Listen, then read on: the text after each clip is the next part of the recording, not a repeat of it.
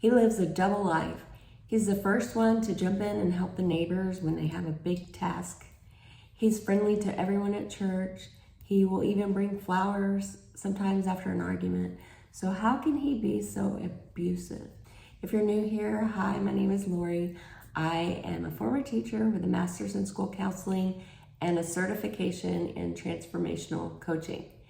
And I help women on getting unstuck from their narcissistic or toxic relationship so they can start building peace and find joy in their life again. By watching and observing, most people learn how to be kind, loving, and generous. We learn what that behavior looks like. But narcissists, on the other hand, they study people to learn better ways to fake empathy and manipulate people. So maybe they saw their dad being kind to the neighbors and they thought, oh, when my dad was kind to the neighbors, they really liked that. I'm going to be kind to the neighbors when I need something from them. Or when they saw somebody that had a pet that died, they saw, oh, people cry when their pet dies. Now I know that when a pet dies, I should cry. So this cruelty by the narcissist confuses most of us because we can't even fathom treating someone else like that, being that manipulative the way that they are. It's not in our nature. My ex, I remember thinking, well, he can't be a narcissist because, he cried when our dog died. He took care of me and held me when my mother passed away. But, those were some of the really good times, the times that, not the dog dying, but those were the good qualities that I saw in him, that, he could be there for me and love me when I was going through a really difficult time, or the times that he, did really kind and generous things for me or my children. But you'll find that they use those things later. They come back to you and they say, remember that time when I did this for your children? Remember that time when I did this favor for you? And that favor could have happened years ago, but they'll still keep bringing it up. So the narcissist reels you in with charm and charisma. And, the narcissist has been perfecting how he presents himself to the world for so long. He often comes across as warm, funny, and outgoing. He can be a lot of fun to be around. And, one of my exes was really good at acting like an expert in whatever someone else was interested in. So, I can give one example of somebody he knew that was really into snow skiing, and it was somebody he was interested in dating. This was after we were divorced, but I remember him saying, oh, I love snow skiing. I've been lots of times. And he had only been twice with me, and he was terrified of the ski lift because he hated heights. So I could see that he was just playing up this experience so that he could get the attention of this other person, and he ended up going snow skiing with them several times. So, they act really interested in whatever you are interested in. So when we had first started dating, I thought, this is the perfect guy for me because, we had similar backgrounds, similar histories. We grew up in the same area. Our parents were in the same field of business. He liked all the things I liked. He liked the music I liked. He liked to go to the places I liked to go to. He loved my friends. They all thought he was great. They got along with him. So it was really easy to fall in love with him, really easy to think that he was just the perfect guy. Narcissists are really skilled at making you believe that they're the person that you want them to be. And they stay that way. They hold that mask up for a long time until they get bored with you or they're ready to move on to someone else. And then that mask starts to slip and you start to see the real person behind that mask. So the other thing that narcissists are really skilled at, and it's a great quality that they have, is they are high achieving in their careers often, not always. There are some narcissists that just won't even work. But some narcissists are really good at high level careers like sales or leadership, entertainment, public service. You see a lot of narcissists in law enforcement, attorneys, doctors, clergy members. Imagine the power that a clergy member has. They love that.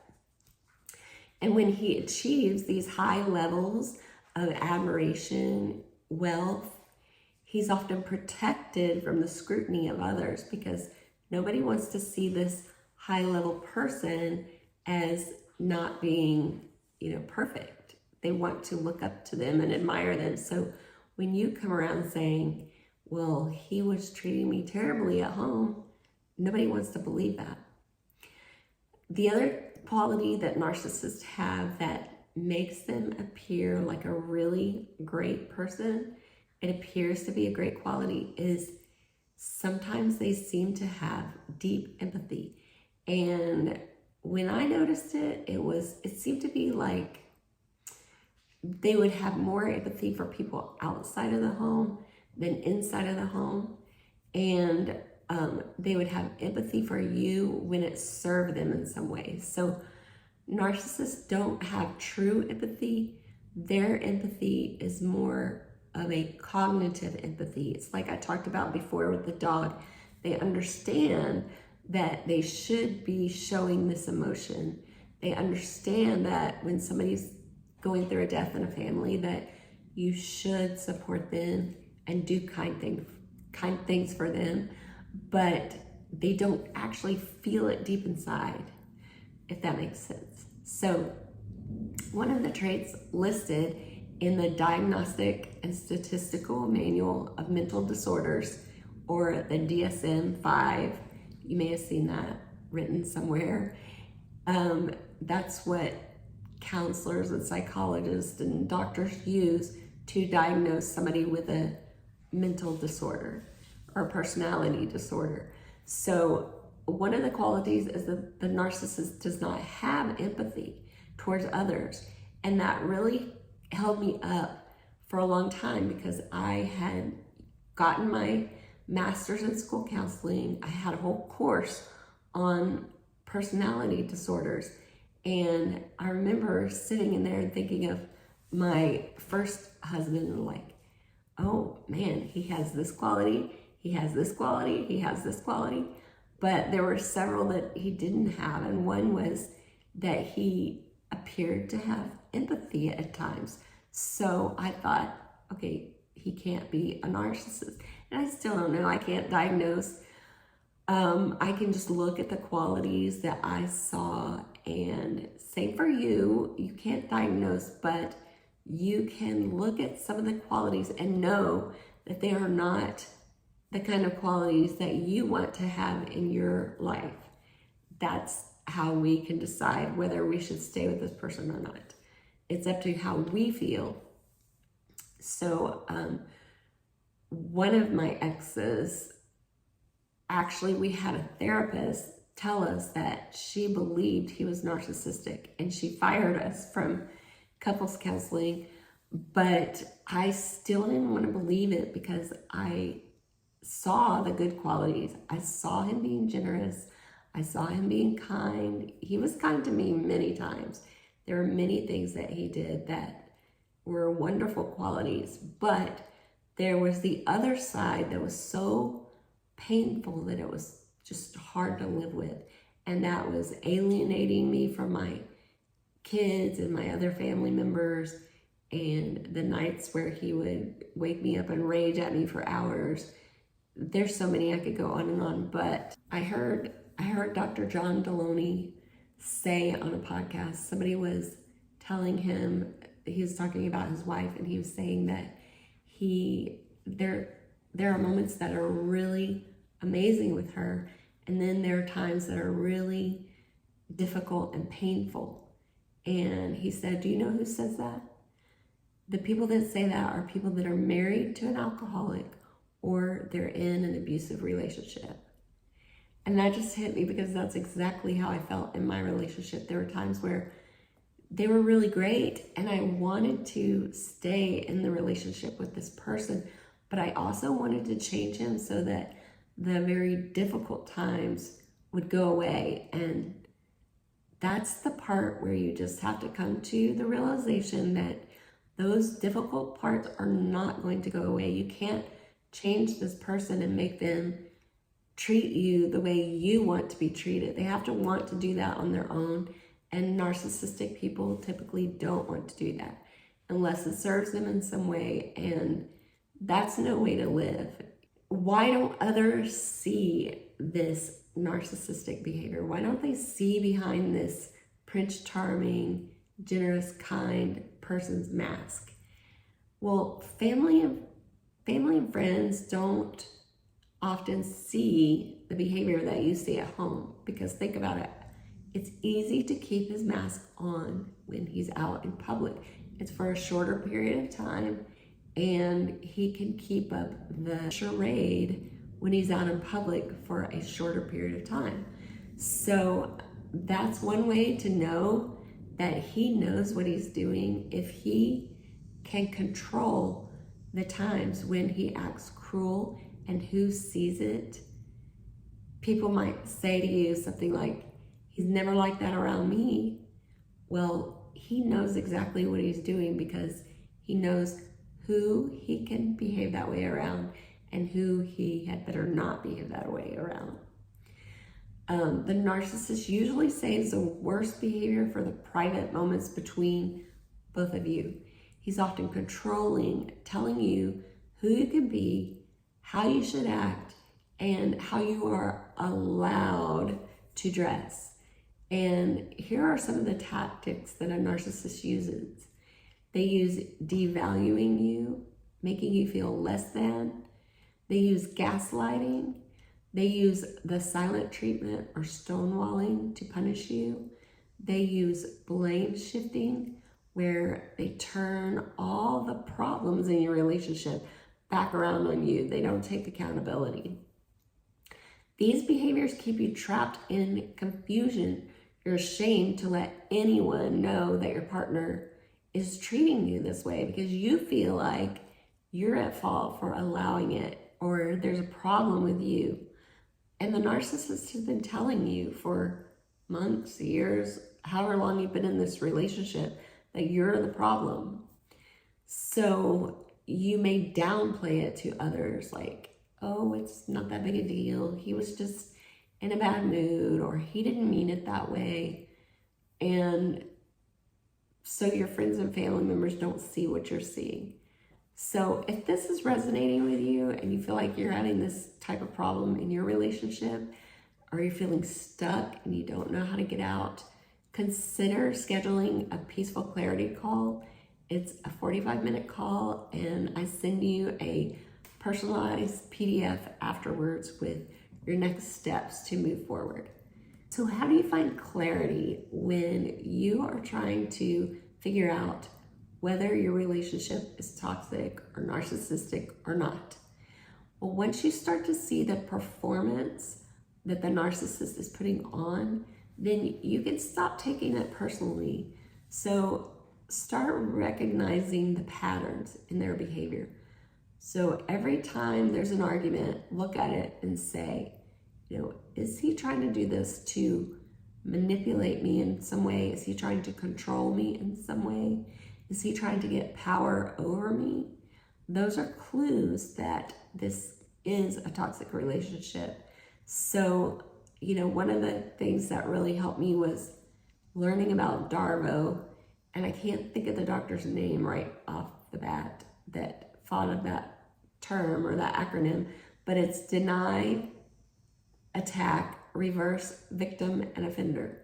So I can watch that happen in, plain sight. It happened textbook during every argument. First, I would say something like, you woke me up during the night and you yelled at me and you treated me terribly. And he would say something like, I didn't treat you terribly. I wasn't yelling at you. And I'd say, yes, you were. You know, you made me cry. And then he would attack me like, well, the only reason I did that was because you know, and then he would turn it around on me. He'd play the victim. And I would be the one feeling like, okay, maybe I did do something wrong. Maybe it was me. Maybe I was at fault. But once I recognized the pattern, I could see it. Like, here he goes again. He's denying. Here he goes again. Now he's attacking me. Here he goes again. He's acting like the victim. So, you know, recognizing those patterns can really help you out. How can you start to heal, even if you're still stuck in this relationship? One of the things you can do is kind of like take some time to introduce calm periods into your life. So take some time to sit quietly by yourself. I had to wake up early in the morning before everybody else in the house. That's when I found my time to find clarity. And while you're sitting in this calm, peaceful time, it could be any time of the day, it could be in your car, it could be wherever, write down some of the memories that you had where the narcissist came across as kind, thoughtful, or generous. These are moments where he made you feel seen or special or deeply connected. So it could have been maybe when they gave you a surprise gift, maybe when they spoke highly of you in public, maybe it's when they helped someone else and looked like a hero to them or to you or to everybody.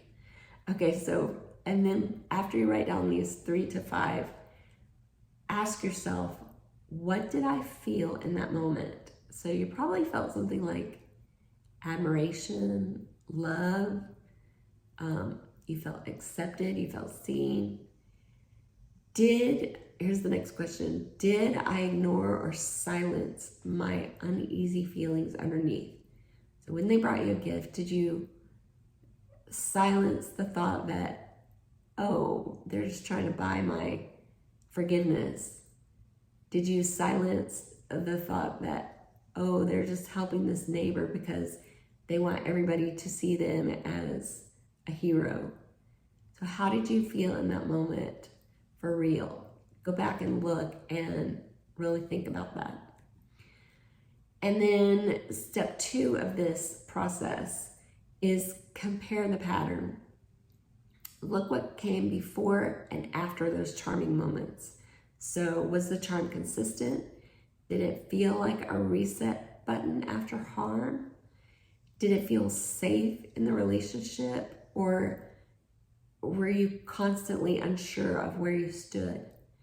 And when you disagreed or you needed something from them, was that charm still there? So, you know, I can think of some times in my own relationship where maybe I got behind on bills and I needed some help. Was he charming then? Usually not. Usually not. That was the time when he was angry. He would usually help me, but he would bring it up to me for years after that he helped me during that difficult time. Okay, and then last of all, do a body check-in. Close your eyes and bring one of those charming moments to mind and notice, where does it land in your body? Does it feel warm or does it feel tight and uncertain? Can you name the felt sense? Tension in your chest, butterflies, a sinking feeling. What this does when you can do this body check-in is it starts to build the muscle of learning how your body tells you what your mind is missing out on. So, you know, a lot of times I know that people in toxic relationships, I did this, my clients do this, but you talk yourself out of something that you felt. You know, I can remember an example of when my ex and I, before we were married, we went to get ice cream with my kids and my niece. And my niece, I don't remember what she did exactly, but she bumped into him or she spilled a little bit of ice cream on his pants. And he got visibly tense. He didn't say anything. He just got visibly tense and was, you know, abruptly wiping off the ice cream. And, you know, his words were saying, it's okay, it's no big deal. But his body language was saying, I'm pissed. This made me really upset. And she still brings that up to this day. That was years ago. And she'll still bring up how terrible she felt and how she could sense from him that he was really disappointed and upset by this situation. But I just blew it off a little bit, I guess, because I was like, well, he wasn't being rude. He was just, you know, he's very particular about what he wears. He wasn't mad. He didn't say anything rude, you know.